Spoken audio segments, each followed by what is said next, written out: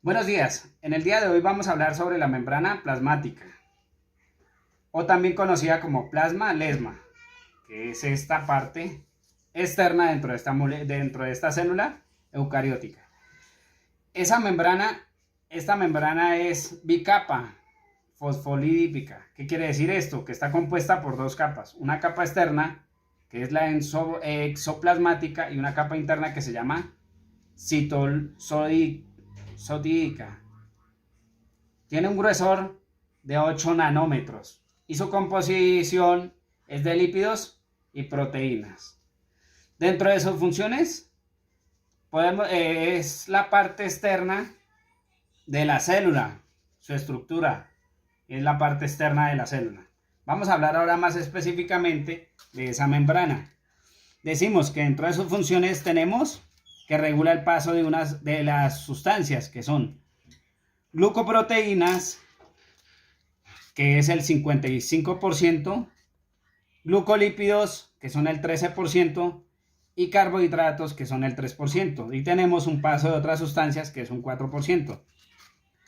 Otra de las funciones que tiene esta membrana es que tiene unos receptores específicos que permiten a la célula interaccionar con mensajeros químicos, emitiendo unas respuestas adecuadas, o sea, que permiten el paso de esas sustancias desde la parte externa de la célula hacia la parte interna de la célula. Bueno, esta composición, esto está compuesto por fosfolípidos que proporcionan la estructura básica, que le dan la forma. Y las proteínas que tenemos ahí aportan a su funcionabilidad. Vamos a hablar ahora más específicamente de las moléculas que la conforman. Entonces, decimos que estas moléculas son llamadas anfipáticas. Tienen dos partes. Una parte, la parte externa, la conocemos como hidrofólicos, que son polares y son estas cabezas. Y su extremo interno son hidrofóbicos, no son polares y son estas colitas que tenemos acá. Bueno, ahora vamos a hablar del movimiento que se realiza dentro de esta membrana plasmática.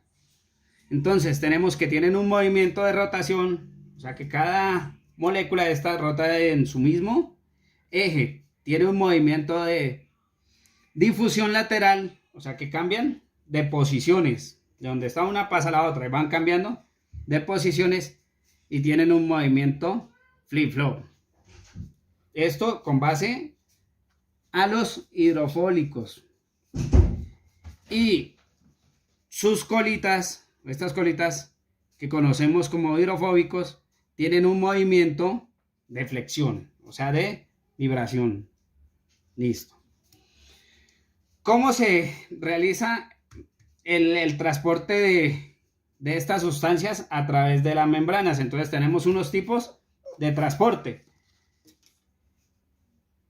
Ese movimiento, bueno, cuando tenemos moléculas de bajo peso, se realizan por dos pasos. Un transporte pasivo y un transporte activo. Dentro del transporte pasivo tenemos lo que es la difusión simple a través de canales o a través de las bicapas. Entonces, ¿qué quiere decir esto? Que la sustancia o la proteína pasa a través de canales, es por medio de la proteína. Y cuando decimos que pasa a través de la bicapa es por un ladito acá, hace el paso de la parte externa hacia la parte interna de la molécula. En el transporte activo tenemos que se realiza mediante un proceso que se llama bomba de sodio-potasio. ¿Listo? Eso con relación al transporte de moléculas de bajo peso. Ahora, transporte de moléculas de mayor peso se pasan por tres procesos. Uno que es endocitosis, que consiste en la introducción de esos materiales, de esos elementos. Y dentro de esto tenemos lo que es pinocitosis, que es bebiendo las sustancias.